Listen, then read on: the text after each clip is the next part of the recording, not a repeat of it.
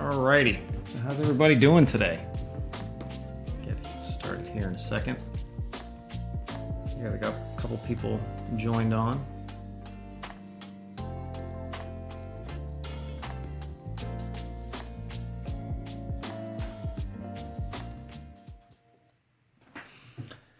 Good morning, everybody. I hope everybody's having a great day so far. Welcome to the live stream. Today, I guess we'll go through some Q&A and see if I can help everybody. Hey, Brandon, how you doing? Good morning. So yeah, just as we wait for people to jump on here, if there's any questions or anything I can help anybody with, go ahead and throw those in the live stream chat. As always, let's pound over to here. If you are on the Patreon and you're on the UAV Tech Discord, you can go into office hours here. Hello, beep bop. If you want to invite people to the server, click the server name on the top left and hit invite people. Beep. All right, bot has me covered, I guess. But yeah, if you are like I said, a member of my Patreon and wanted to throw anything in the office hours chat there, then I will, of course, be sure to hit those. Otherwise, we will go down through the chat. Good morning, everybody. Hello, guys. And looks like my metrics are doing all right here. Crunked, what's up, buddy? So I'm looking at this log, Crunked, for this gentleman, I believe he's from France. And I think you looked at it as well with the yaw drift. I don't know what's going on with that thing. I think you are right on target, though. You were trying to help him out with it, so I'll show that here. Maybe that gives me something to warm up with as people are kind of getting into the chat here and whatnot. And 4.8, yeah, buddy. Yeah, 4.8. It's in the future. ZFPV. So yeah, correct. This was the log that we were looking at. I think you looked at the same one. And this is a thick, and it has, when he's dropping throttle, it's not cutting the motors. They're kind of holding up high and then slowly going down. And it looks like it's the yaw I-turn. That's the buildup there. So yeah, I'm struggling with what that could be. So yeah, I guess, so everybody in the chat, if anybody knows, because I don't know what this would be. It's a Chendrom's thick. Let me throw a photo up of this thing. It is this. So it's an octocopter in this setup. And then the user is punching up and then dropping throttle. The motors don't drop right away. So it's like he drops throttle, and then there's probably like 100 milliseconds of where some of the motors, half the motors spin down, but the other half do not. And the issue is, it looks to me, is that there is a persistent pull on yaw. So for example, if we look right here, is this the log? Yeah. If you look right here, you can see how the yaw I-term is built up. It doesn't look that bad, but it's built up enough that when he goes to drop throttle, this I-term needs to reverse and go up to here. And until that reverses, it holds two motors up and two down. So it's, I don't really know what's causing it. When you really look at the motor traces, you can see, and this doesn't show all the motor traces. So for an octocopter, a lot of times my setups, my templates aren't right. They set them up for 4, not 8. So you have to re-add them here. But you can see how just in a normal hover, motors, and it's a little tricky here, motors, this is the motor mapping. It looks like this if I take a screenshot.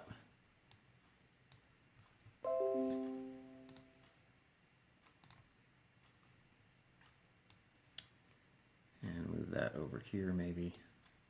Move this over here. Do something like that. Yeah, it looks all right. But you can see that motors 1 and 4 are spun up on the top. So that's this one and this one. So it's trying to, the quad is trying to yaw left from some dynamic. And the PID loop is adjusting the I term to have motors 1 and 4 spun up more. Now this is props out on top and props in on bottom. And so then the other two motors that it's spinning up are 6 and 7. You can see 6. Let me go here. 6. I think it was 6 and 7. Yeah. So you can see, all right, so you can see here, these basically trying to focus on these traces up top here. Let's get rid of this and this. So you can see how there's an offset just in a standard hover. Look, no sticks are moving or anything like that. So you got motors 1 and 4 up top. So that's these two. And then 6 and 7 are spun up on the bottom as well, which are, so these are going props out and these are going props in. So it's almost like there's like this imbalance. It's weird. I don't know what's going on. So if anybody knows, but it's that I term trying to reverse is what's causing the motors to hang high when he's chopping the throttle. You can see here he's chopped the throttle, but these motors are still up higher, so he's not getting that drop. It's almost, what I'm struggling with though is that since 1 and 4 are spinning out, 6 and 7 are spinning in. I think that's giving, I have to like sit down and look at the thrust vectors on those. I think they're the same thing. They're both trying to push it. They're both trying to push it back this way. They're spun up more or commanding more to push it back this way because it wants to naturally go left for some reason. I don't know why. Anyways, yeah, crunked. Definitely frustrating. More frustrating if it'd be my quad. At least it's not my quad, but it's a tricky one. Again, just so as some more people are filtering in, if you are a patron and need specific, was looking for some specific support on anything, please don't hesitate to jump into the Discord, go under office hours here and throw logs or whatever. On any questions, comments, concerns you have, I will specifically, really try to keep an eye on this for the patrons because I do appreciate their support. Otherwise, I'm going to just start going through the chat and just we do what we do.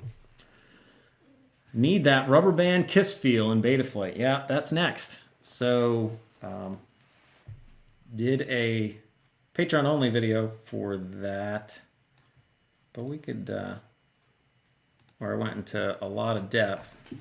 This cat, you're always an attention loving cat, aren't you? Going down to here.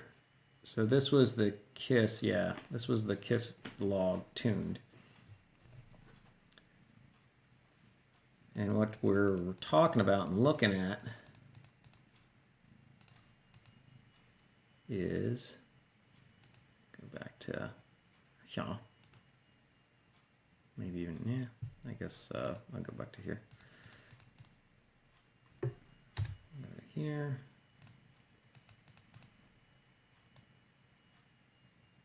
Got to get to a spot where we had some moves here. There we go.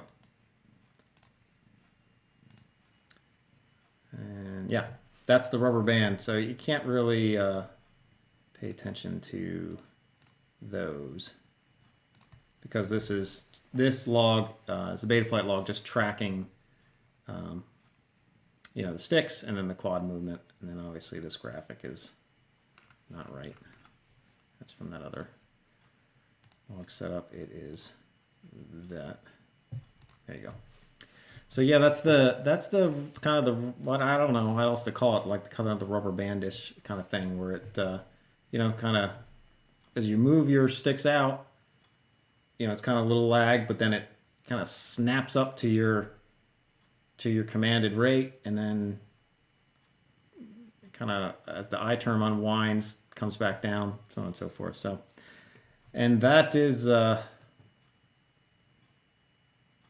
well, I cover that in detail in the Patreon only video. I don't really want to get into it too much, but that's what you see, and that's as good as it's going. I recover in my Patreon only video about how the tune I did on this, which represents this, is as good as it's going to get.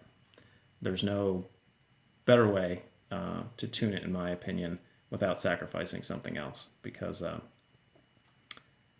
we follow the DPI. You get the Ds as high as you can for prop wash performance, which we're fine, and then set your P term and then set your I term, and how the I term has to be so high so you don't have zero throttle drift. Anyways, if you're really interested in that, sign up to Patreon. I think it's $2 to watch the video. I don't want to go into all the depth. But yeah, the next video is going to be how to produce that same thing. How do we get to this in Betaflight?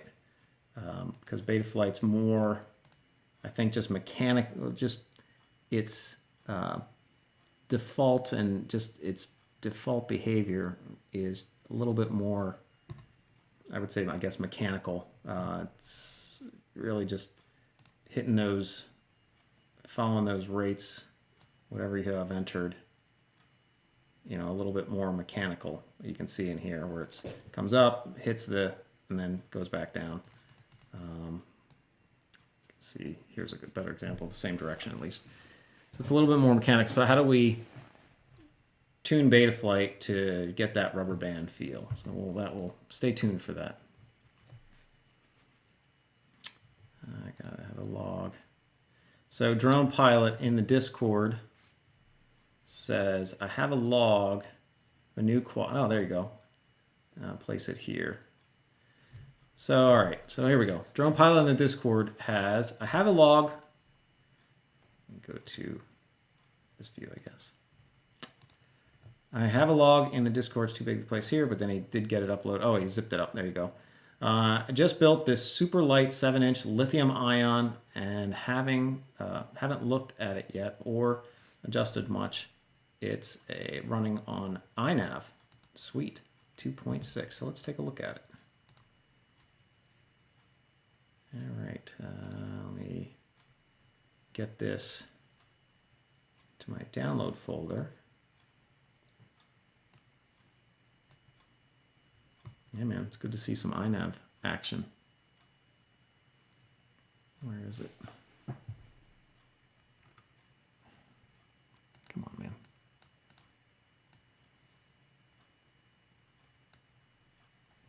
Of course.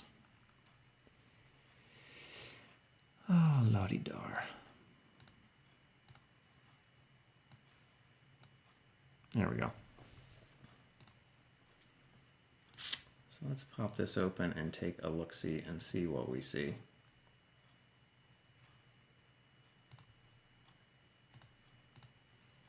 And desktop. So an Inav log should open just fine. Yep, in Betaflight. It will tag as Inav, as you can see here. I need to adjust some of this stuff again. I don't know why, and I gotta ask about this, but when you do a custom map here in Betaflight Black Box Explorer to show like this configuration, it doesn't do it here.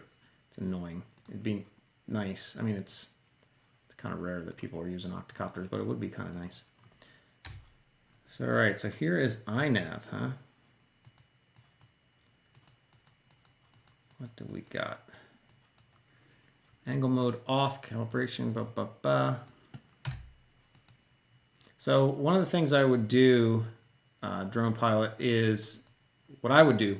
So I guess a lot of times I look at this stuff, I just try to get to like, what would I do if this was my quad? One of the first things I would do is set your debug mode in Inav. So you'll have to go into the CLI, and I don't have Inav flashed on it, but if you go into the CLI and type in get debug, then you can set, I think you have to look. I don't know that their debug mode is gyro scaled. It might be like gyro raw or something similar to that. And that would give you the raw noise on here. So let's look at that. Now, without that, I can kind of look at, I don't know what your logging rate is here. 1/134th. Cat, chill. So your logging rate looks really low. I think you're running a 2K PID loop. Yeah, there's no header data. Yeah, it doesn't open header data. But looking down here at the bottom, it's looking like you're running a 2K PID loop, which is, I think, is fine. But then your logging rate, your sampling rate is 1/34th of that, which is extremely low. So that would be the other thing. You want to go into Inav and change that. So let's Inav. Do I even have now? Do I even have Inav available on anything? Well, let's look. Nope, nope, nope, nope. No, not OneDrive. Where do I have this stuff? Local.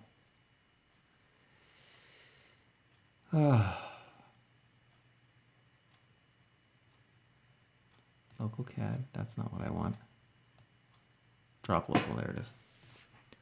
Inav configurator stable. Let's log that sucker up. Maybe I can flash to something real quick. It's not going to be easy to flash to. SP Racing F7. SP Racing F7 a supported target in Inav. Let's find out.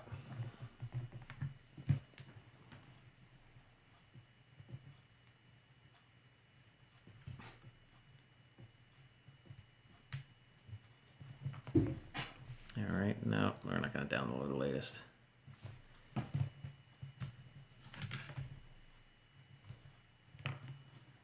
See if that comes up. Hey, that came up. So you are on. So I have a SP Racing F7 Duo. Yay, that's a supported target. Inav 2.6. Let's load it up. Let's load it up and see what we get. Why not? I'm gonna get this plugged. SP Racing F7 Duo. For some reason, it will not flip into bootloader mode unless you hold down the bind button while plugging it in. I don't know why. That's just how it is. No reboot sequence, flash on connect, full chip erase, load firmware, flash it. Let's see what happens. Hopefully I was on the right target. SP Racing F7 Duo. Cool. All right, well, that's flashing up. Let's just look down through here. We'll get onto this drone pile. I'll show a couple things. I think that might be interesting for folks.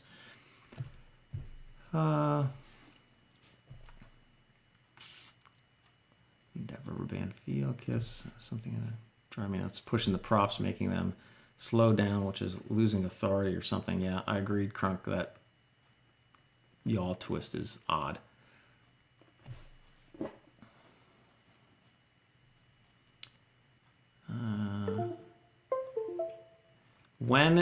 Any idea when Betaflight 4.3 will be fully released? I don't really know. There's a lot of good stuff in it. Betaflight, GitHub. So if you're ever interested in that, the best information I ever know to go by, other than just asking Mike Keller, which is the lead dev on the project, is you can go into pull requests right here. If you go to the Betaflight GitHub, and then you can go to milestones, and you can see no due date. Looks like they were planning to release, or Mike was planning to release 4.2.9, and that didn't get done yet. So yeah, as soon as you see this due date, and I don't remember seeing any, usually there's announcements too on the Discord or in the Slack basically saying that they have a pull request freeze, that they'll stop, basically saying we're not going to merge any more pull requests, and that usually goes for about a month, and that has not happened. So as of right now, I don't, it's April, just the beginning of April. It's probably going to be, if I had to guess, it's going to be more like June or July. I mean, you can flash it anytime you want. It's just a development build of it. But yeah, the stable, it's probably going to be a while yet because, again, you usually know a month in advance from that pull request feature freeze. And I didn't see anything. Now, I could have missed it. It's not like I'm checking the Slack every day. But unless that's been out there, I would say it's at least a month away or more at all times when you don't see that. Why did Betaflight refuse to use the unicorn filter? Oh, I love that topic. Because the filter is not a unicorn. Unicorns don't exist. Because the filter is a low pass filter.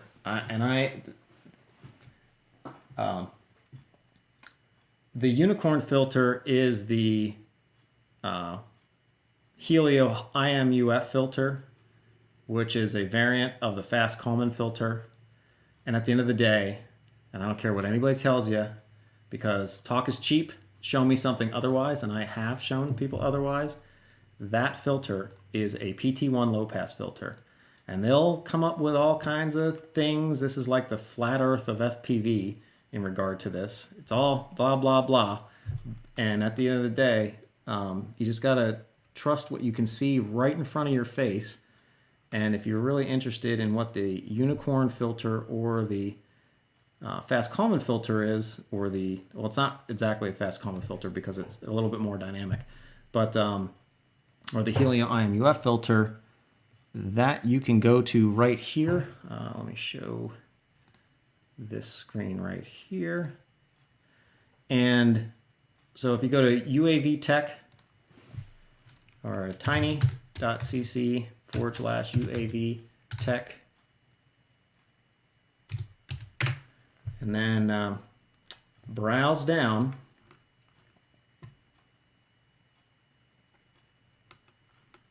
and you will see this Kalman calc. And to strip down, what I did is I removed, I put in real black box data so that people wouldn't say, well, it's not real data. It's like, okay, we're going to put in exact real black box data, the raw noise, and then we're going to filter it two different ways. We have the math in here for the filters. If you want the full black box data, that's in this XLSB. And the B is it's an Excel file, but in Excel, if you save, there's a format in Excel called XLSB. It's like a bind. I don't know. The files are, if you have a 50 meg Excel file because there's a lot of data in it, it will bring it down to like 15. So the XLSB format's a lot more user friendly for storage, like the file size, and also it runs faster. So when you have a ton of data, so I use this stuff at work. So we usually use XLSB, but other programs that are running kind of in parallel with Excel, maybe not, probably, I don't know of any other program that supports XLSB. So if you needed it saved to anything else, I'm happy to do that. But here it's saved as XLS. I guess I saved it as XLSM. I don't know why M. But anyways, let me know if you need this in another format. But opening this up, I looked at, and other people looked at it as well, and I have a video on it, so I could go to UAV Tech Kalman, and I go through this video. Yeah, what is the IMUF filter for emu flight? So check out this video, and right here, hint, the Kalman or IMUF filter is a dynamic PT1 filter. So that's what it is. And how that is not a controversial thing is because you can just see the exact math, and it blows my mind. Well, the only thing I can relate this to is the Earth being flat or round, believe it or not, is a controversial thing in today's social media world. Some people, there's a lot of people, believe it's flat. So this is in the same realm of that. When you can look directly at the math of what a PT1 filter is, and then what this filter uses, and it's the same damn equation. And then people are saying, well, it's not a low pass filter. It is a low pass filter. It's the same equation. It's not controversial. So in the same realm that flat Earth or globe Earth is controversial, then that's how this is controversial. So at the end of the day, it's a dynamic low pass filter, PT1.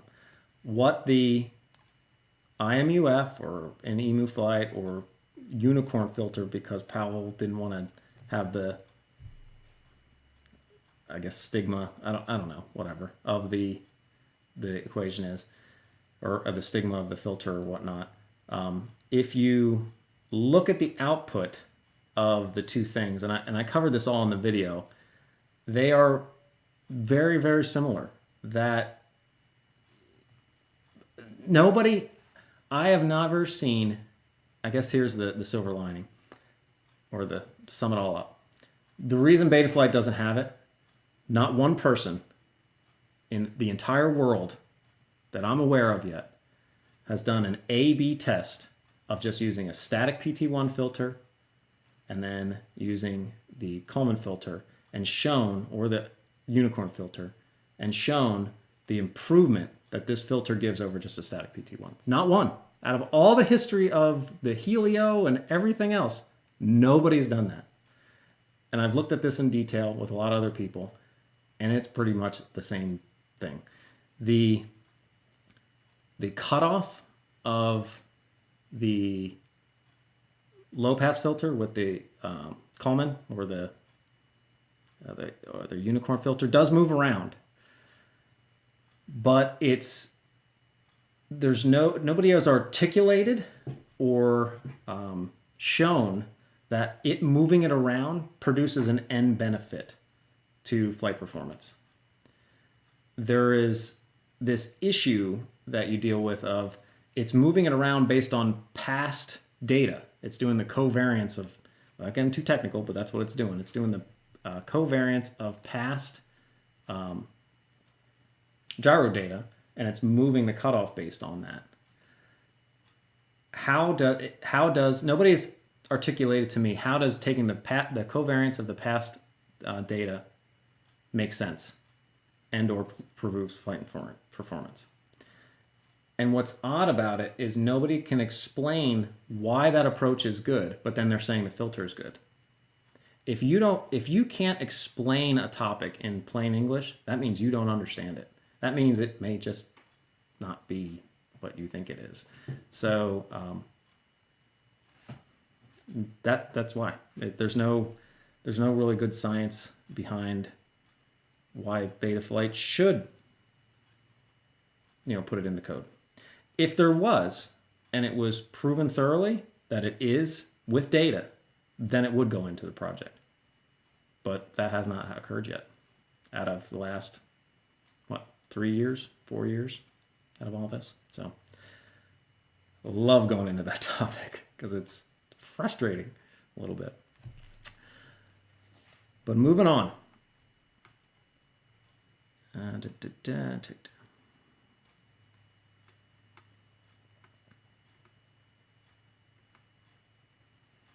Small motor drone pilot, stuff, drone pilot. Hey, Mark, thanks.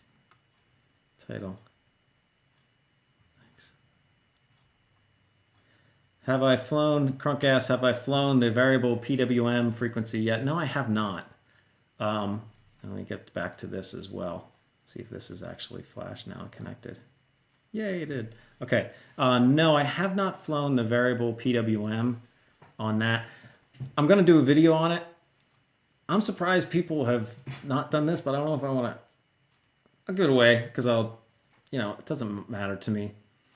Here's the best way to see if it's what the differences are. Flash 2 of your ESCs or set variable PWM on 2 of the ESCs on one side of the quad and then have the other 2 as static, whatever you want, 48K, 24K, or whatever. Fly it and see what differences you see in the motor traces between the two. For example, if you have variable PWM frequency on half the quad and not the other half, and you punch the throttle, and say these on this side have the variable PWM frequency, and you see the motor traces for these sides are lower, like in the commands that Betaflight is giving to the quad, that means that these motors, through variable PWM frequency, are producing more torque. Because to keep it all balanced, to keep the quad balanced, it needs to lower the commands to these because whatever command it's giving, they're giving more thrust for some reason, because it's variable PWM. Or vice versa. Or in prop wash handling, you'll see, you can do a number of tests and things to see like, okay, what scientifically is the difference between these two things in prop wash turns, movements, that kind of stuff. So I'm going to end up doing that. I've been busy with the KISS stuff, and I have to work on this other thing for I've not got enough progress on that yet for testing out these RC links between ghosts and all that kind of stuff. I need to get that wrapped up. So that's what I would do. I guess if people are wondering in between now and whenever, or if it beat me to the punch or whatnot, that's what I would do to test it on your own quad, right? Set half the ESCs to one, set half the ESCs to the static. See what you see difference if you're into that kind of thing, or just do A/B. Just set it yourself and fly your quad, and then bring it back and change it without changing anything else, and fly it with the variable PWM and see if you think wash performance better or worse or whatever. It should be, my thoughts without doing any testing would be that if you are typically flying 48K, that you should try out the variable PWM frequency and put your low at 24 and your high at 48. I don't know if anybody's tried that. I don't know if it's better or worse, but I do know the fact is that the higher your PWM frequency, the less low end torque at zero throttle your motors will produce. And I don't know if it's necessarily torque or it's braking force, so that you'll tend to get more wobbles. Joshua Bardwell just did a video on where he took variable PWM versus static, and he did 96 kilohertz, I think it was, and then dropped it down to 48. It would have been nice if he did 48 to 24, but 96, and he dropped it down to 48, and at 96 in his quad, it had all kinds of wobbles. And then when he dropped it down to 48, it didn't. And he didn't change any Betaflight settings. So my comment on that video was, everybody was, saying Betaflight was the problem for wobbles. It's like, no, it's your variable PWM frequency that we've been saying the whole time.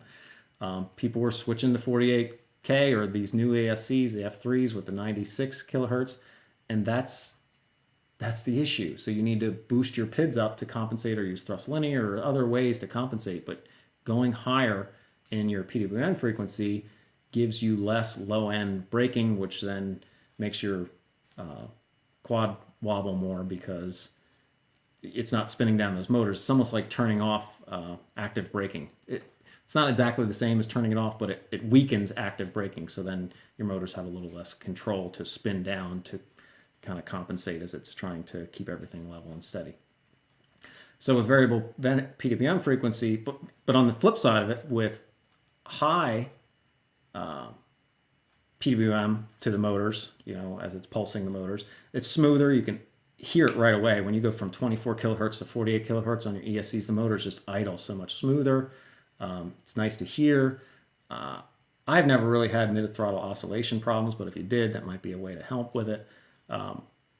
So that's kind of nice. So with variable PWM, maybe you can hopefully get the best of both worlds, right? That's what I would say. Give it a try. Let's go here. So let me see if I can.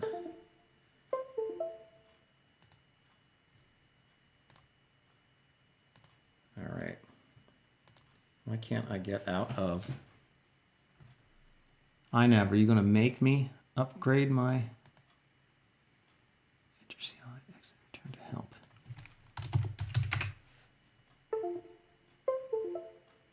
Why are you? Inav's throwing me right into the CLI. Oh, Inav, why are you doing that to me? I have a feeling I know why. I just don't like why. Let me see if I can get this downloaded a while. I have to probably download the new version of the Explorer here.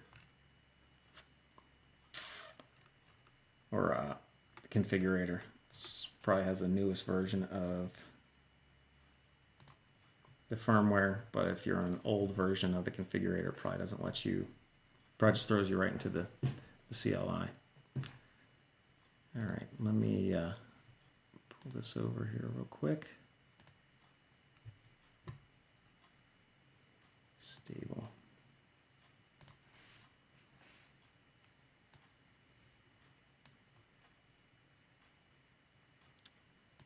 All right, configurator.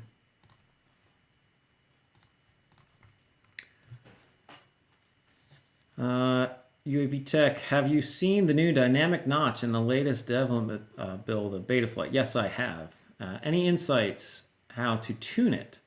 I noticed one quad, it is letting tons of gyro noise through. Interesting. That's interesting.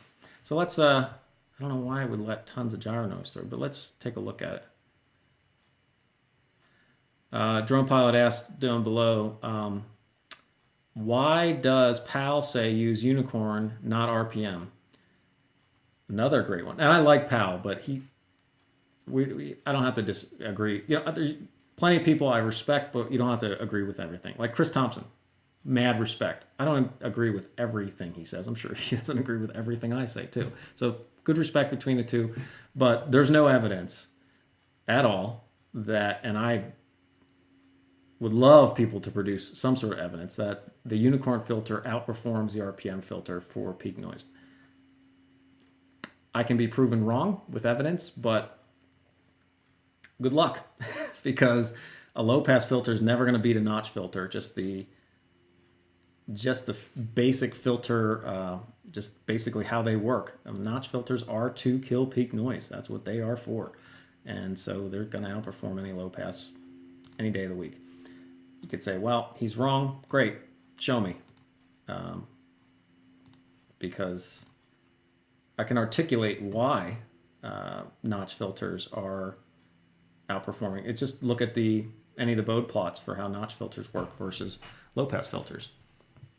And a low pass is just never going to beat a notch filter for killing peak noise. Just look at the Bode plot. It's pretty straightforward. A Bode plot shows how a filter is going to, like the effectiveness of it. All right, now we're getting somewhere here. So getting Inav up on this so we can look at that. So the other thing to keep in mind is that Inav's RPM filter is not the same as Betaflight's because they're not using bidirectional. They're using the RPM telemetry from the ESC, which the reason that was not used, Joe Lucid, the inventor of the RPM filter, and the and all the code that goes into the ESCs to report RPM data, does not, he didn't use the telemetry data from your ESCs for two reasons. One, the first is it's too slow, that it lags. The telemetry data, I think, comes in, it's many milliseconds out. I think 10, 20, 30 milliseconds out. I don't know the exact number, but it's not instant. That's just, if you think about ESC telemetry data, first, millisecond's really fast, right? That's, 100 milliseconds is 0.1 seconds. So, I talk about 50 milliseconds, that's 0.05 seconds. It's pretty fast for human interaction. And telemetry data is just for human interaction. So how fast do you really need telemetry data? You don't. Just for reporting and us to see things like ESC temperature and stuff like that.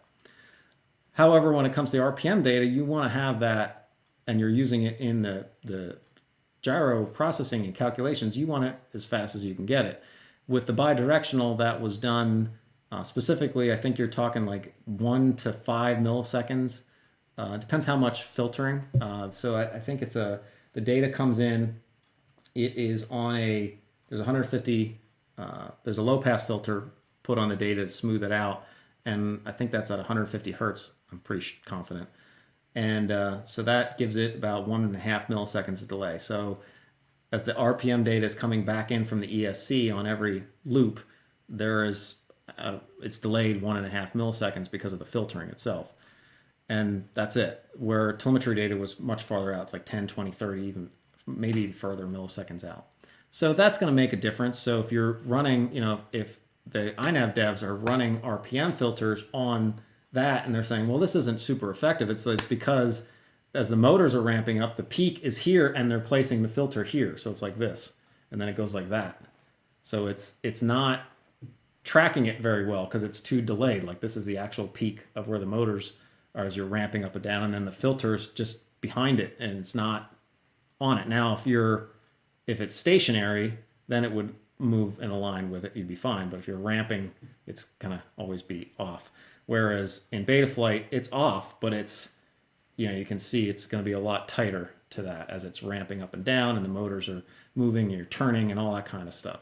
So the tightness, especially for notch filters, really matters. I mean, you need to be right on it for a notch to be effective. So that's where Betaflight over the last 4 years, we looked in the guys, and when I say we, I looked into some of this stuff, but there's a lot of other really smart guys looked into all these low pass filters, the Buttersworth filter, the Kalman filter, different variants of the biquad in about, I think it was 2018 right before the whole Helio thing hit. It was right when Raceflight had that split between Kalen and Preston. There was this big thing about low pass filters, and so we looked into a lot of them. And you can even go back and get Betaflight compiled code with it. Is the between Betaflight 3.3 and 3.4, there was like 4 or 5 different variants of low pass filters, like Buttersworth. The fast Kalman filter was in there. I'm trying to. There was a LMA lag moving average filter was in there. All kinds of stuff. And at the end of the day, they just had some differences, but they weren't drastic. It was like, all right, when you look on those like plasma tree plots, right?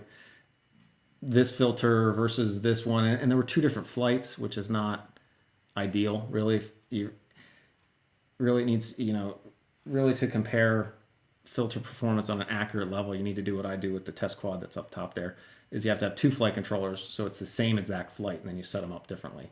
So all those comparisons back then were on 2 different flights. Same quad, but setting up one way, flying it, setting it up another way, flying it, comparing those 2 things. So they're reasonable comparisons, but to bring that margin of error even closer, the better thing is on the exact same flight. But with that and doing multiple tests, the differences between all these low pass filter variants it was just kind of marginal. It was like, yeah, it's a little different. But the complexity of setup was so much more. So Betaflight really came to the conclusion of, people want to, say Betaflight's too complicated, which makes it's funny because they don't say that about Inav. Inav is way more complicated than Betaflight. And they don't say that about EmuFlight, but EmuFlight is way more complicated than Betaflight. And if you say, well, no, it's not, like, oh yeah, explain to me what W factor does on the Kalman. I'll wait.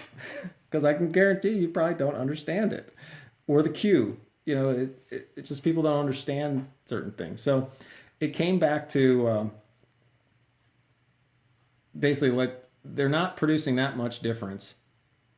A PT1 low pass filter is pretty basic, pretty simple. These other more exotic ones aren't making that much difference, if any. Some weren't making any difference.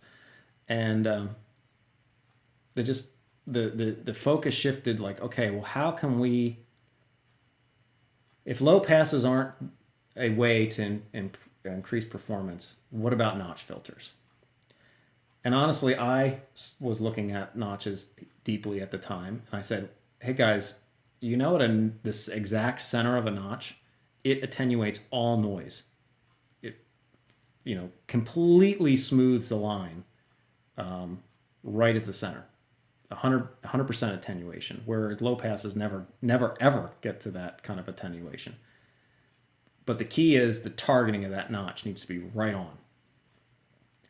So then I started working with Chris Thompson, and between Betaflight 3.5 had some dynamic notch filter targeting improvements, and then Betaflight 4.0 had even more. 4.1 even have even more. So the next thing, bringing this all back together, is now the dynamic notch the targeting has been revamped in a big way.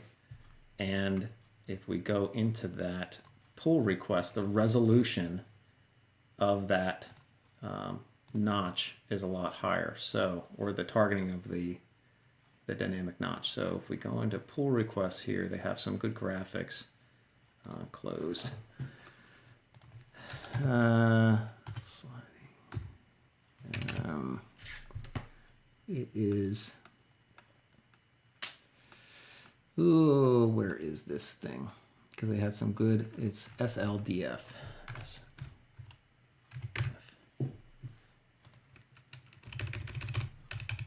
if I can find it. I'm not getting it right.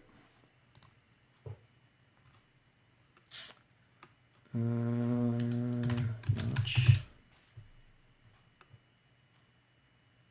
Rallying reanalysis of dynamic notch. That's not all we want.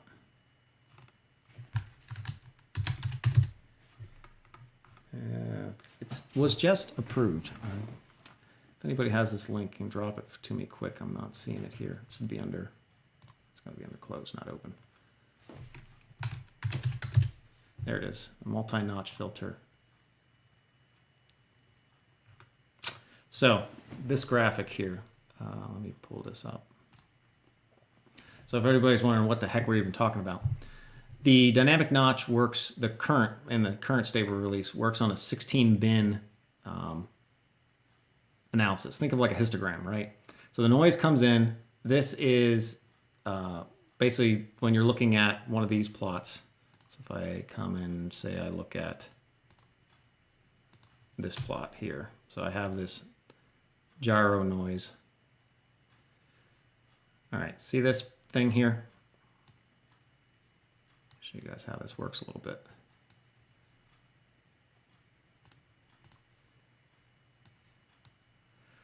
This is a fast Fourier transform, so it takes you have this signal coming into the quad, right? It has all these vibrations. So if you look, and I can say, okay, well, let's look at this. Let's just look down here at this trace. Right, so you see this is the D term signal, but imagine this is just the raw noise coming into the quad. And it has all these shakes and jitters in it because the quad, the gyro is picking up the noise of the quad and vibrations in the quad.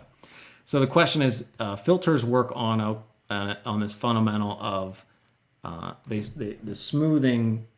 They do more smoothing, low passes at least, do more smoothing when the frequency, the ups and downs, are tighter spaced. When the ups and downs in the signal are further spaced apart, they do less filtering. That's why filters don't do any filtering of your stick movements, because those are really slow, like back and forth or ups and downs, like pitch axis, right? You're moving the stick up and down. That's really slow in the grand scheme of stuff. But quick vibrations at 200 hertz, 200 times per second, that's pretty fast, and that filter is going to smooth that out a lot. So that's how a low-pass filter works. A notch kind of does it on both sides. It will filter really hard exactly at a certain frequency. So if we take that notch and put it at 200 hertz, and that's where the oscillations are 200 times per second, 200 hertz, it will completely smooth that out right at 200 hertz. And then it tapers off on either side of it. That's what a notch does. So it's really critical to keep that targeting really precise. So what you can do on the data is you can do this thing called a fast Fourier transform. Basically just, this is what they will say is in the time domain. That's like our life is in the time domain. Time's ticking away as we go here. Like I'm wasting your time right now with all this conversation. And it converts it into what they call a frequency domain, so that your frequency, instead of time across the x-axis or the bottom, it's frequency across the bottom. So you can see what vibrations in the entire signal are at what hertz. And the magnitude of how high these lines are is how big the vibration is. And you can see here, I have a notch filter right here on this spot, and the low passes and whatnot. So what Betaflight does is in the notch analysis, so this quad doesn't have a lot of noise, but imagine this is my, there we go, that's a little bit better. So what Betaflight does is it does a fast Fourier transform all the time. As the quad's flying, it's constantly doing this math, and it's basically, imagine this plot, like when you go into black blocks and click these things, imagine that just running all the time, constantly updating, 8,000 or 4,000 times per second, or actually, I'm sorry. It's updating at a rate between 1,000 and 2,000 times per second. So it's, imagine that, 2,000 times per second. It's updating really fast. And it's keeping track of where these peaks are.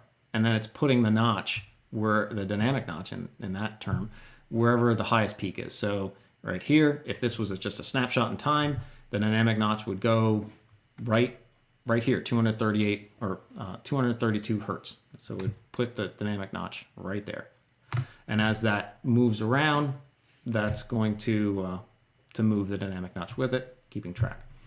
Ultimately, it takes this fast Fourier transform data, and this is kind of the downside of the dynamic notch, is it puts it into these bins. So imagine a histogram. So although I said it's going to put the dynamic notch right at 238, that's not exactly true. It would, in these bins, imagine this with like these bins across it, these blocks, and I can't draw on my screen. I wish I don't know how to do that.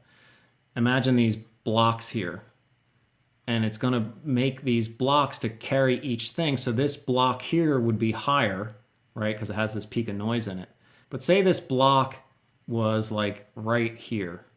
Hopefully you can see. Say this block started here and ended here. So it has most of this noise in it. Well, where the dynamic notch center is going to go is actually right in the center of that block. So you have these blocks. See those?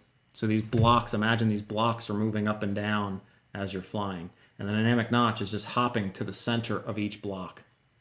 So it's going to hop like right to this spot. If this block number 4 starts to go higher, I don't know if that's exactly, yeah, I guess this is 1, 2, yeah. If block number 4 starts to go higher, then it would hop from the center of this one to the center of that one. And then if block number 8 starts to be the highest one, it will hop from here out to here. And it'll just keep doing that all the time. Then your min, it won't allow it to go below the min, and it won't allow it to go above the max, whatever you set the hertz. This isn't in hertz scale over here, but you can kind of get that concept. So the sliding, so there's multiple types of FFTs you can do. The fast Fourier transform, this thing over here. So another way you can do the math is you can get more bins, more resolution out of it. So this is the new dynamic notch bin resolution. It's 50 bins instead of 16. So the key is getting more bins, but you still got to run it within one PID loop. So it's got to, it needs to go through some math, but it can't dwell on it forever. So it needs to get it all done within a PID loop. So your resolution you can see between the bins is much tighter. Well, what's that going to do? That's going to make your center of your notch more accurate to where the actual peak noise is. So that is the new noise. I don't know how you would get worse results with that, but I haven't done any testing with it yet. Personally, I've been busy with other stuff. what else we got here? Let's go back to this thing with Drone Pilot. So what I would do, and I don't know if you got help Drone Pilot from other guys on here because it looked like you might have, but your let me know if you did. Yeah, your debug mode. Okay, so if you go into here, go back, and you should be able to see my screen. So get debug. They have a black box thing here now. I wonder if they, maybe it's in there. Yeah, no, dang.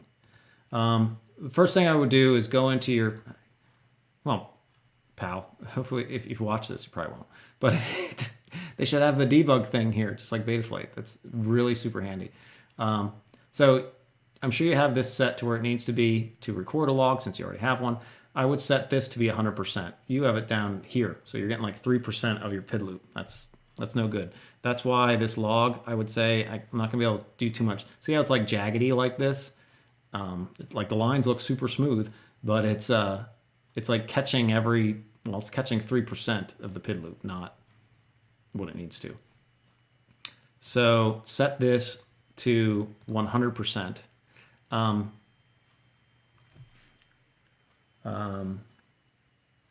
Actually set this to 50% of the PID loop because I'm going to have you move your PID loop frequency up. So set that to 50, hit save and reboot. I don't need to do that now. Then the other thing you want to do is go up and get debug. And I think theirs is just gyro. So you want to do set debug equals gyro. What did I mess up? Oh, set debug underscore mode equals gyro. And then hit save. Let me make sure that that's it. Always F port, always RPM filter, yaw, dynamic filter frequency.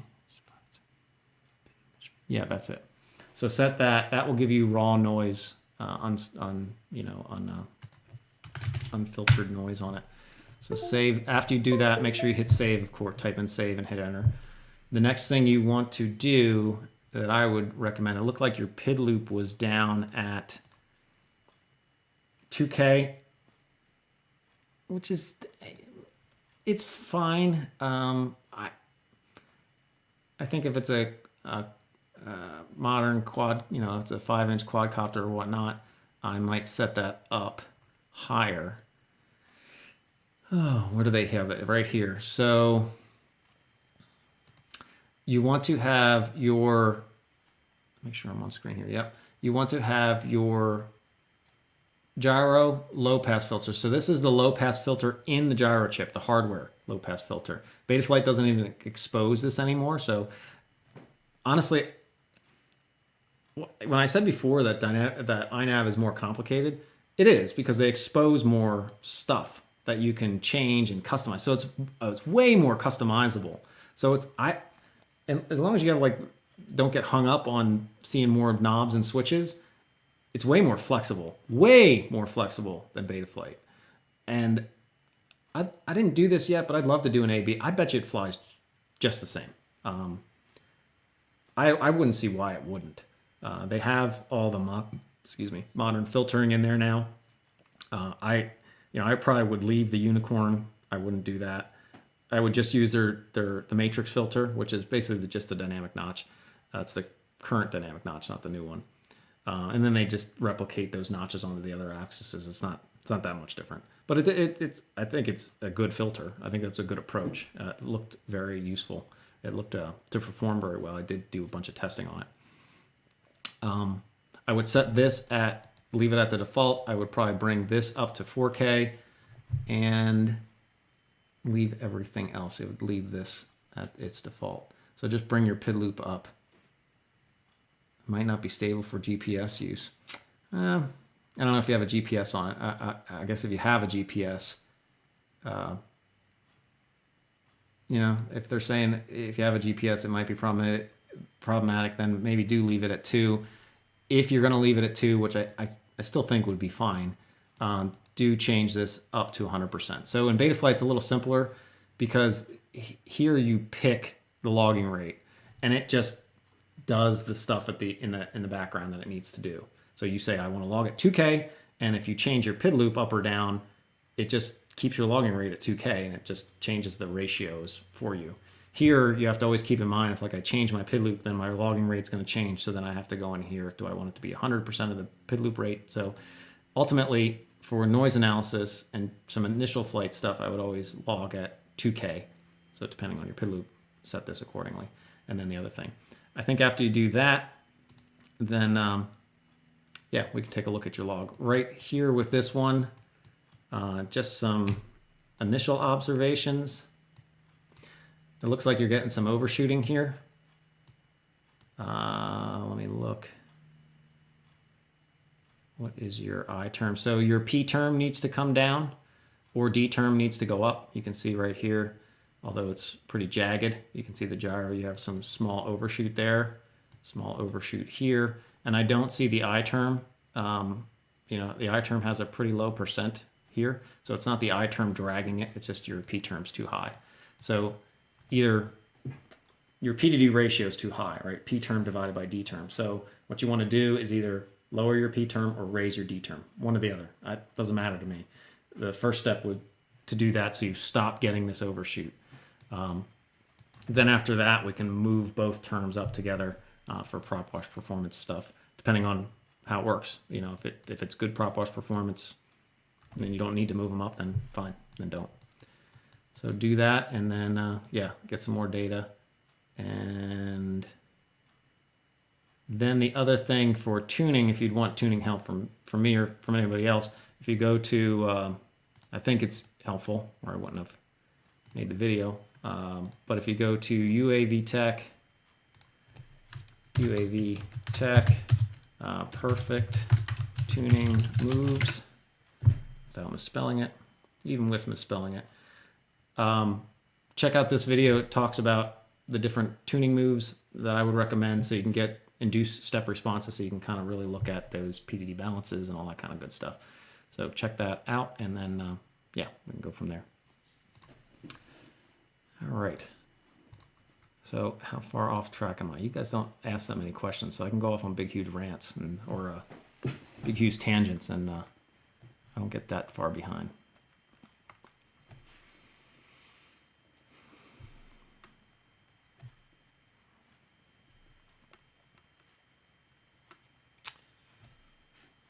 Because I have bidirectional D shot. Yep, just like ZFPV said. Like an understanding of D shot and RPM filtering, is it?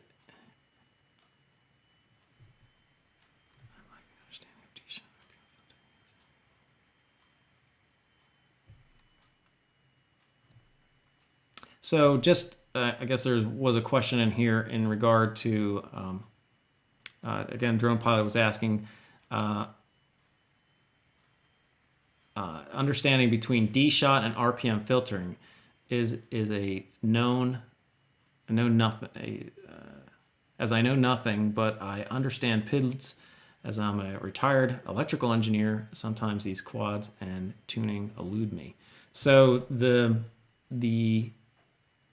what we're talking about is, imagine with RPM filtering, to just look at, let me see if I have that PR. So when we talked about on here with the dynamic notch, right, your quad has vibrations. Those vibrations are moving around as you're changing motor speeds and that kind of stuff. And it's constantly analyzing that. That's the dynamic notch. Even with this process, one issue with this process is, although it's running 2,000 times per second, it takes a while for the bins to like build and grow as that process is going along. So as the vibration is occurring, so say the main vibration is here, and this is like the highest bin. Say it's down in this area is the highest bin. And then that vibration starts to move up across. Well, those bins, it's kind of like the I term. Like it takes the vibration being under a higher set of bins. It needs to kind of build. So then that will build, and then if the vibrations are up here enough, that box up here will start to grow, and then the dynamic notch will skip up because it'll all like kind of skip up, and it will skip up to that highest bin. That process takes about 25 to 30 milliseconds if you're moving stuff around.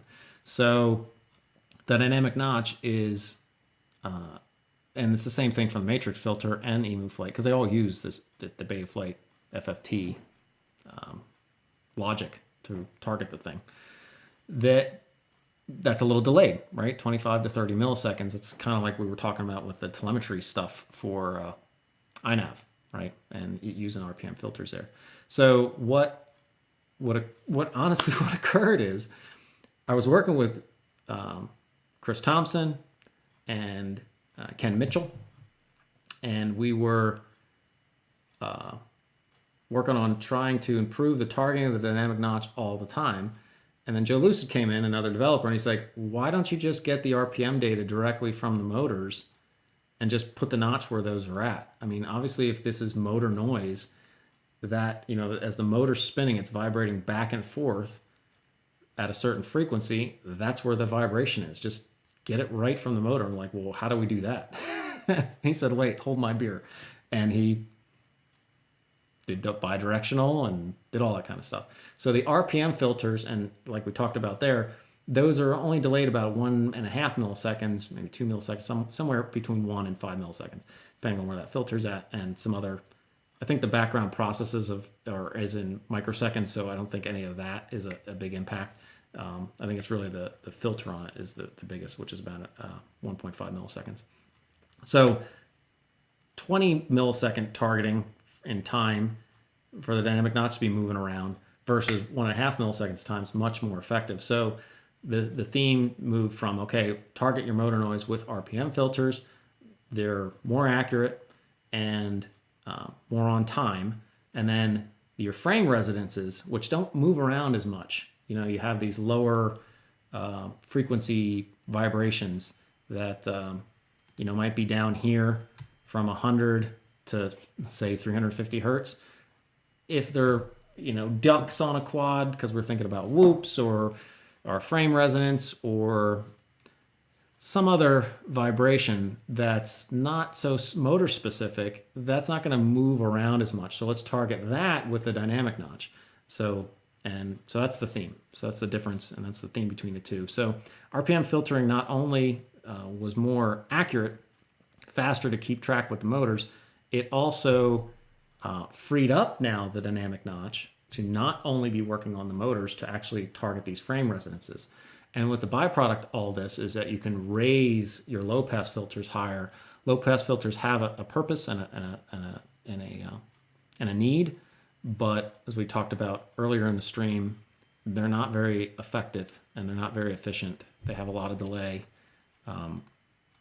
So yeah, the higher they can be, the better.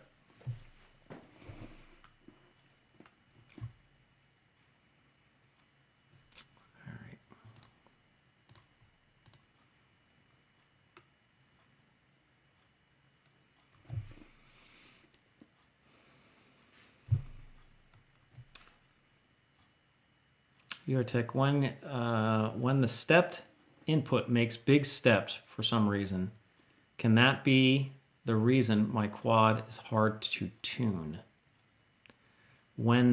So Sniper XNL asks, when the stepped input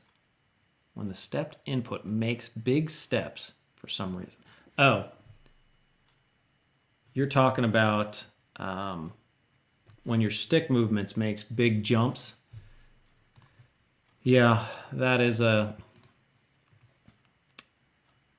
issue. So yes, if you have a lot of big steps because your RC link is jumping all over the place, I don't know if it makes it necessarily harder to tune. It just is more erratic in your stick movements, right? Because you're moving your fingers. No, this thing is like all taken apart. But you're moving your fingers, pretty smooth, pretty slow. But what's actually going to your flight controller is these steps. It's moving your sticks like this.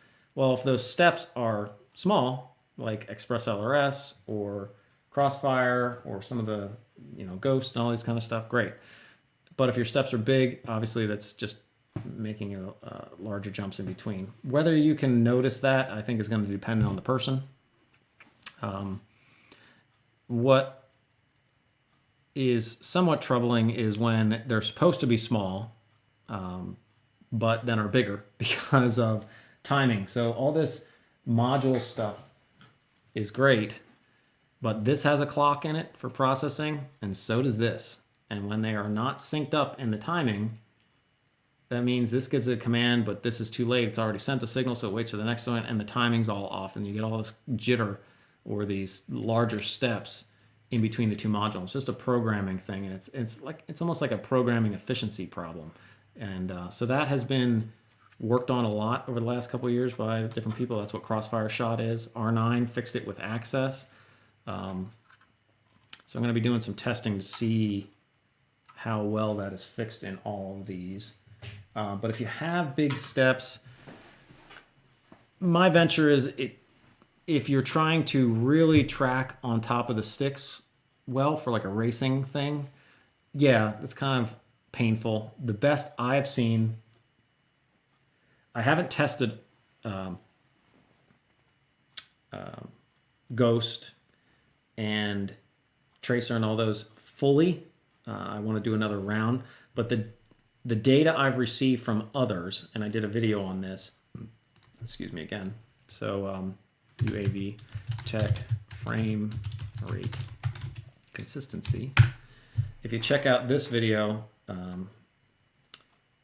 right here, low latency versus frame rate consistency, what's more important? You can see the difference between all of them. Express LRS, and I did some follow-up videos on Express LRS, and I tested that. That's been the one I've personally tested and confirmed works.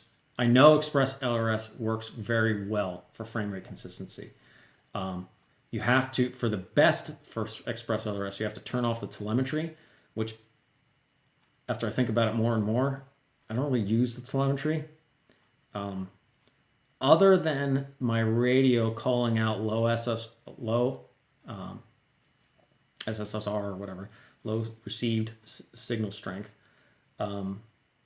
which it never does because it's 900 hertz and I don't go that far away. Other than that, I don't really use the telemetry. So I think that's going to be a common theme between all of them to begin with.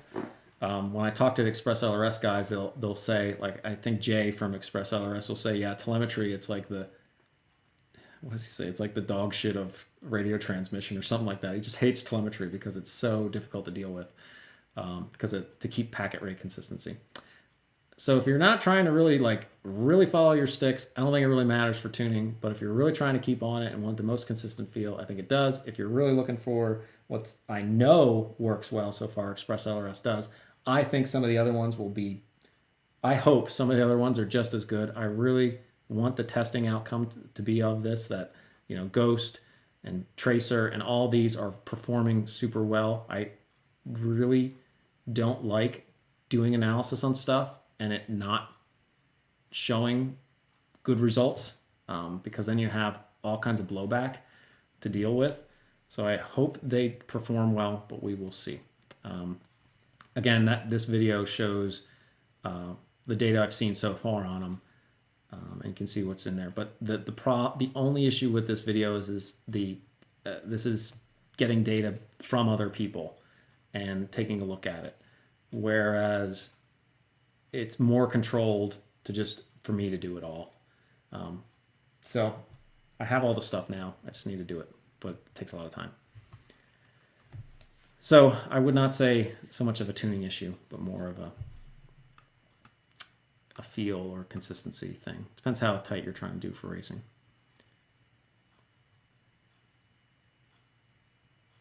I'm teaching you. Drone pilot, we're glad. I think Crunk might be teaching you more than me, but he knows his stuff. He's a good guy. Crunked asked, did you see CTZ put on a, PT2 and PT3 on the RC smoothing? Yeah. So I'm in a group on the Betaflight Slack that is, it's the Skunk Works. So all the stuff, most of the, not all, but there's a lot of stuff like the filtering for the dynamic notch and all the stuff CTT is working on, that mostly all comes from that group. It's a private group. Just I think it's that way to keep the noise to signal ratio down. When we were doing development stuff, like I was just talking about, all that stuff on the dynamic notch, there was a lot of people coming in and testing, but it was more noise than it wasn't as helpful. It produced a lot of noise because the real help in developing the code is not to just do a flight on something new and say, here's my logs. It's, hey, it's understand how it works, understand what it's supposed to the outcome to be, and then also do A/B tests, not just a single flight. That doesn't mean anything. You need what was the baseline? Because if the baseline was good and then this is also good, that doesn't tell me anything. If the baseline was bad and now it's good, well, now we're talking about something. And can we repeat that and get the same result? So there was a lot of just, hey, we flew this or I flew this, and people were trying to be helpful, but not putting in the time of trying to understand what was supposed to do and then doing their self-analysis and doing the A/B stuff. So it kind of, and there was, and I'm gonna be honest, there was some drama in the project at the time as well. So we were trying to isolate a little bit to stay out of that. But now the group is functioning really well, and the main devs are all in there, and it's hitting on all cylinders. But yeah, he has some new PT1, PT2. I think what he's doing, Crunked, is instead of right now in Betaflight, you have, your RX signals are coming in to the quads. Let me pull this up so people knows what the heck I'm talking about. So for example, if I go to here and I go to, what do I want to capture this with? Let's look at logs. Let's look at Betaflight default, I think.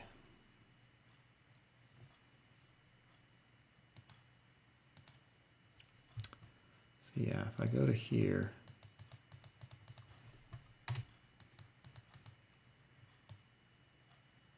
capture this? No, that's smoothed. Oh yeah, because it was default. All right, so I did it here. Let's go to this.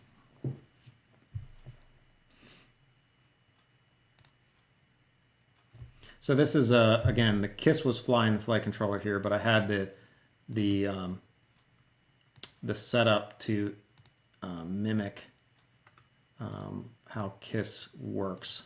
So KISS does not smooth the RC signals out at all. So this is what you get.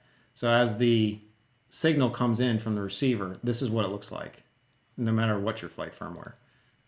More specifically, I have exaggeration on. You really need to turn that off to see. But it looks like this. So as you're moving your sticks, this is what's actually going to the flight controller. Now this is Express LRS, so these packets are going to be exactly 5 milliseconds apart. Let me go to here, you can see 5 milliseconds. Not right at 200 hertz, but that's, you can see that 5 milliseconds apart. So with telemetry, every now and then you'll get one that are 10 milliseconds apart. So these again is the packets. You can see how KISS looks at the fault. This is how it's tracking. So this is the sticks, and this is how the quad's actually moving. It's in that rubber band kind of thing again. Default was really loose. Of course, if it has a higher power to weight quad, that would be a little tighter, but I still think I think that's its smoothness. It's just real loose on the PIDs. So this with Betaflight gets smoothed out, because what you do is, so it's a plus and a minus, right? If you smooth this out, it's delayed. You can't smooth anything without delaying it. That just doesn't work like that. It's like a law of physics that you can't break. If you are going to smooth a signal, you are going to delay it. It's just how it's going to be.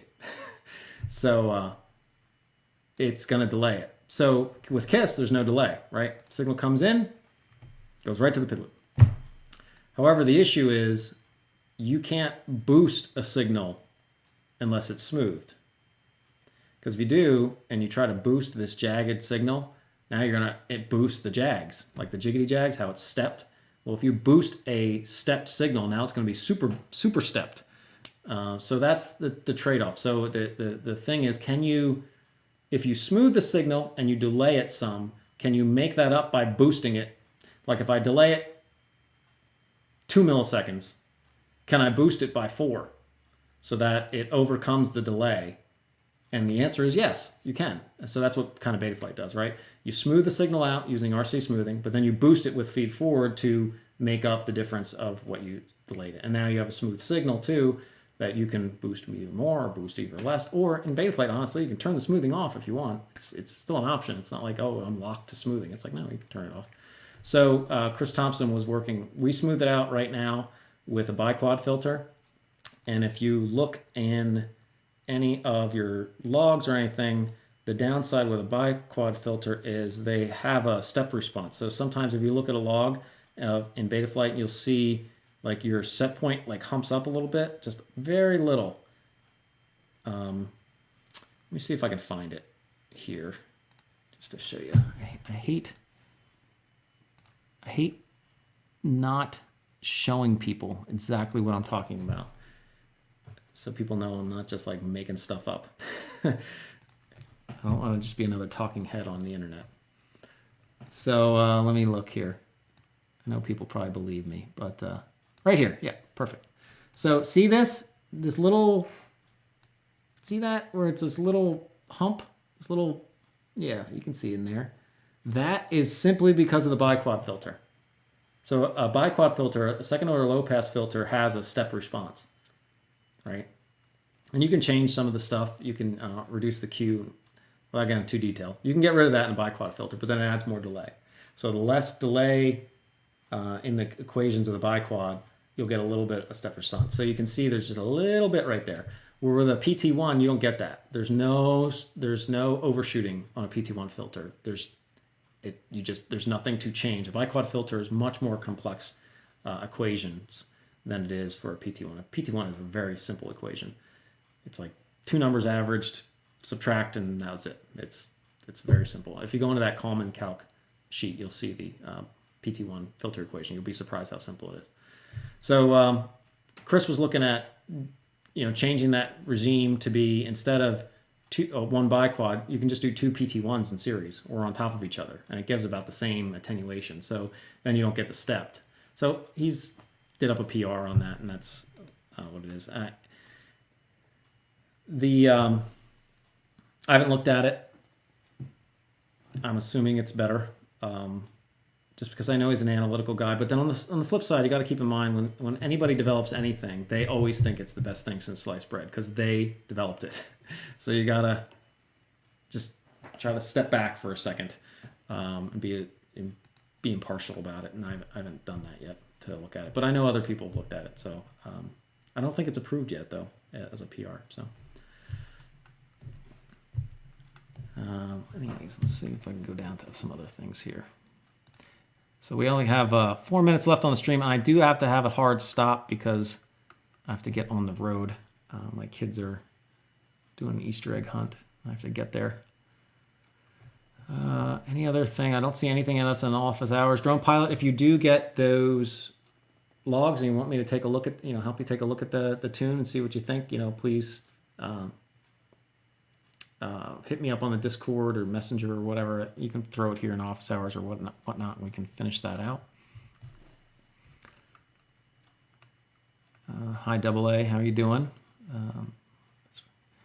Best frame. What is the best frame resistance, resonance-wise? There's a lot of good frames that I've seen. So just to rattle off, I don't love $100 frames, but there's some that are very, like the Flight 1 Nova. I have that. is a $100 frame. I don't think it's, I don't know, $100 is a lot for a frame. But it has great performance, so that's good, right? If you're going to buy a $100 frame, it should perform well. I would stay away from all. I'm going to get blowback. I hate this. But I'm going to tell you, like the Chameleon, the Marmot, all the Armatan frames, they don't, anything with a solid bottom plate, no good, dude. Do not accept. It might be okay, but you are taking a chance. I don't know. I would never buy one. There's been a lot of issues over the last bunch of years just because of those frames and people not just saying, oh, it's really my frame that's the problem. It's not firmware or something else. So I would stay away from those. It's not like I've flown every frame in the world. I'm not Joshua Bardwell, but I have a Laser HD, works awesome, great performance. I also have a Martian 2 frame from Banggood for $30. You can get spare arms. It's great. Frame works great. So great noise performance. Source 1 frames, also reasonable, 30, 40, $50. Those are also good frames. They're not the lightest. There is probably a ton of other frames that are light and are good performing frames.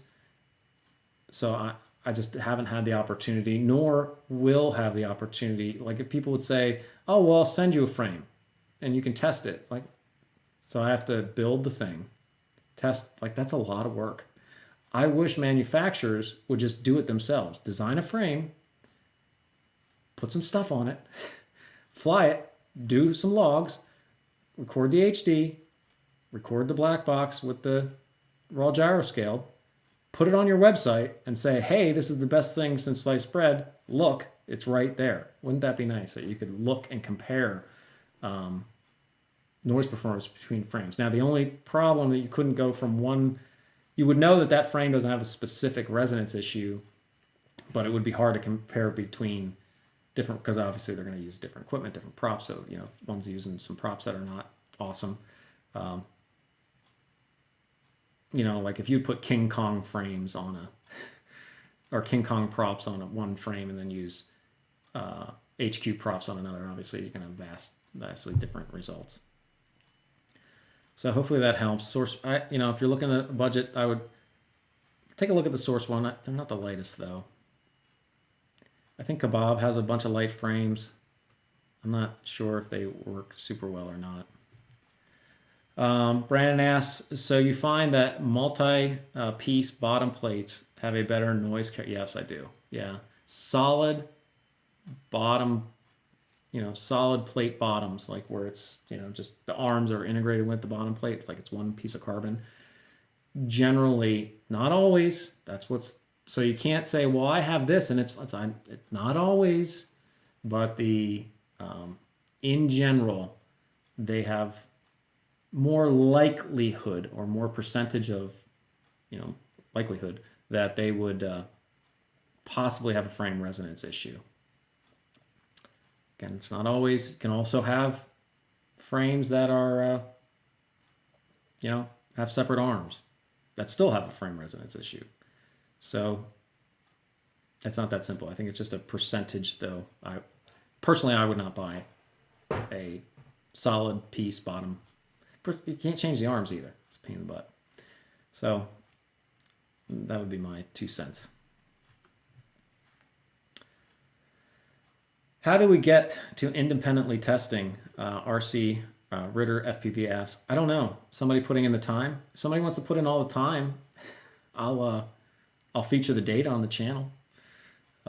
It's just, you got to get the frame, you got to build it, you got to do the flights. I mean, it could be like a little niche. You could actually reach out to manufacturers and say, hey, I'll do this thing for you. I would love to see it. I would even offer, if you're willing to do it, reach out to manufacturers to get them to send you the frames for free. And you have components you can switch over. The same components would be ideal, or a set, like say 5 sets of components that you keep using and they're all the same. That would be ideal. Tell the manufacturer, and so I'll feature the results on the channel, and then the manufacturer can get put the data, or use your data to feature their frame. So I think it just takes somebody willing to do that. I can't dedicate I have a YouTube channel. That's enough. You can't dedicate just to one thing like that. I mean, I guess I could, but I don't want to. Maybe that's the best answer. I guess I could. Like, this channel could just be that, but I don't want to. It doesn't interest me enough. And with YouTube, you have to do what interests you, or you will burn out. So like, and I do have to go. We're at 12:33. That's one thing I've learned. That's why I don't do tuning services as much. Crunked does those. So Crunked, why don't you throw your link if anybody needs tuning services down below? I think you're a moderator. Quads.com is Crunked tuning service if anybody wants one. But the reason I don't do those anymore is because I initially did it to get experience with a whole bunch of quad class sizes, and just, vetting. Yeah, he's a mod, and vetting out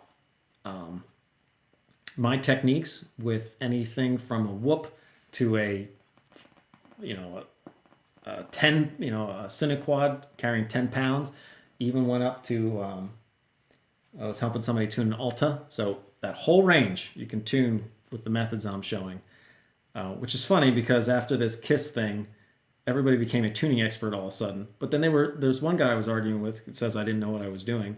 He's like, oh, I'm going to show people, but I'm going to tell them it's not going to work for everybody. It's like, whoa. You're an expert, but your method's not going to work for everybody? Just, it was interesting. The methods that people should show should work for everybody. Tuning is not it's not magic. It's just science. So anyways, long story short, I realized that after doing that and getting the experience, I didn't just love tuning everybody's quad for them day in and day out. It was, so I wanted to try to slide back out of that a little bit. And luckily, Crunked, he really loves it. And I think he loves it. Hopefully he still loves it.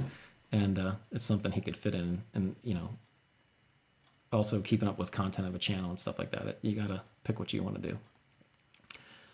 All right, guys, see if there's any last question here. My wife is going to call me here in no time flat. Yeah, Franco, it turns out. Yeah, it's just math. Yeah, big FPV, exactly. And that's the thing with, I do want to say, this will be my last thing. I'm not going to answer any more questions.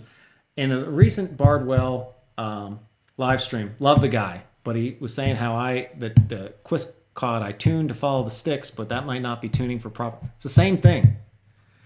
The PID error, or the PID loop, closes PID error. The PID error is the difference between what you're commanding for rotation versus what the quad is doing.